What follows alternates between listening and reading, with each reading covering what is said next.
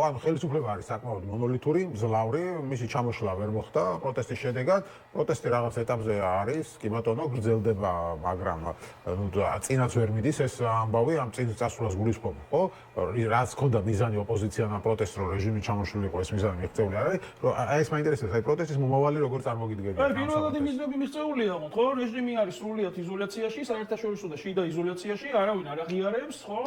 სანქციები დაეკისრა ყველას და ეს სანქციები ძალიან მტკივრად, ეგრე არ არის რომ ესენი არ იმჩნევენ, ესენი არაფერს არ იმჩნევენ, მაგრამ ეს რეალურად ძალიან მტკივნეულია მათთვის და ეს არის საზოგადოების მიღწევა, აი წინა პროცესების მიღება. მაგის გარდა ყველაზე მნიშვნელოვანი არის რომ დეცენტრალიზებული კონსოლიდაციის ეტაპი საზოგადოებამ განახორციელა და ეს განახორციელა პოლიტიკური ველის აი ფაქტობრივად ძალისხმევის გარეშე რა მათ ვერ მოახერხეს ვერც კოორდინაცია ვერც ერთობა ვერაფერი ვერ მოახერხეს რეალურად იყვნენ ფაქტობრივად განზე ნუ საერთაშორისო ასპარეზზე რაღაც აქტივობებს ახლა თუმცა იქაც ვერ მოახერხეს ერთობა და სხვათა შორის იქ გადავიდეთ კიდე ერთმანეთს აკრიტიკებდნენ მაგრამ საზოგადოებამ მოახერხა ეს და საზოგადოება მოახერხებს მეორე ეტაპსაც რაც ნიშნავს კონსოლიდაციის დასვა სანამ საზოგადოება არ კონსოლიდირდება ერთიან სერიოზულ სიმძიმის ცენტრად და სანამ არ მოხდება ცენტრალიზებული კოორდინაცია და დეცენტრალიზებული აღსრულება ეროვნულ დონეზე საპროტესტო ძალისხმევის რეჟიმი ვერ ჩამოიშლება. ამიტომ ეხლა ვინმეს თუ კონდა ილუზია რომ უბრალოდ თვითორგანიზების ეტაპით რეჟიმი ჩამოიშლებოდა ეს ესე ვერ მოხდება. მაგრამ ძალიან დიდი შედეგები მივიღეთ ჩვენ. აი ეხლა უკვე არსებობს საფუძველი იმისი რომ საზოგადოების აი ეს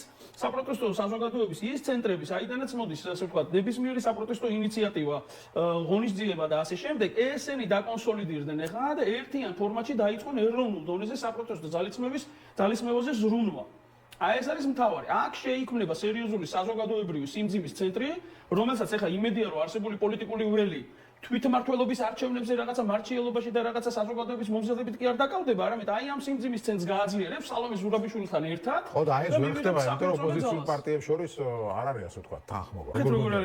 მოკლედ მითხარი. დინამიკა შევხედოთ ეხლა. საპროტესტო ან საზოგადოებამ თუ კონსოლიდაცია გააგრძელა და ამის ხა შეიძლება ეხლა ზედაპირზე ბევრი რამე არ ჩანს, მაგრამ ამის შეგრძნება არსებობს ყველა იმ ცენტრში, საიდანაც ზოგადად პროტესტი მოდის და პროტესტ სხვადასხვა ფორმები აქვს, ხო? არის გაფიცვა, არის ძალის დემონსტრირება და კიდე სხვა ფორმები, რომელიც ასე ვთქვათ არაძალადობრივ კონტექსტში შესაძლებელია ძალიან სერიოზული ზეწოლის ბერკეტი იყოს ნებისმიერ რეჟიმზე. ანუ ამ რაღაც რეჟიმჩიკზე კი არა ივანიშვილი რასაც ამბობს, სერიოზულ რეჟიმებს ანგრევს და აზანზარებს რა.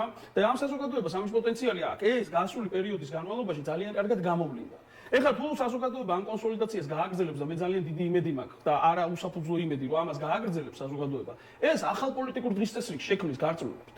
ამ ახალ პოლიტიკურ დღისწესრიგში გამოჩნდებიან არაერთი საკმაოდ სერიოზული და ქარიზმატული ადამიანი, რომელსაც ექნება და თუნდაც იქიდან რამოდენიმე შეიძლება ეხლა ციხეში ძის და გამომწვდომელია და ასე ვთქვათ რეჟიმის ტყვიარი და პატიმარი არის, რომლებმაც თავიანთი ცხოვრება გვერდზე გადადეს და ამ რაღაც უკომპრომისო ბრძოლაში შევიდნენ. რა უნდა იყოს ეხლა პოლიტიკურად იმაზე წონიანი, ვიდრე აი ამ ადამიანების დამსახურება და ამ ადამიანების სიტყვა, ხო?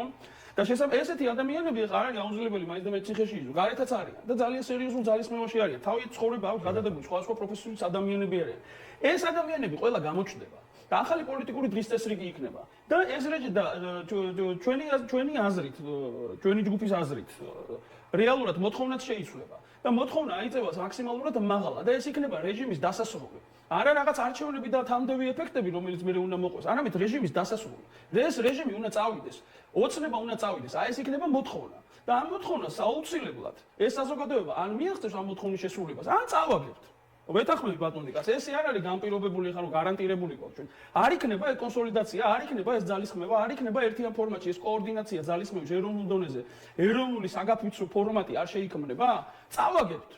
და რეჟიმი მოასწრებს დამკვიდრებას, იმასაც ვიტყვი, რომ რეჟიმი დამკვიდრების, ანუ კონსოლიდაციის პროცესში ერთი ნაბიჯით წინ არის და სწორედ მაგაზე აქვს გათვლა, რომ რეალურად ეს საზოგადოება ვერ მოახერხებს კონსოლიდაციას.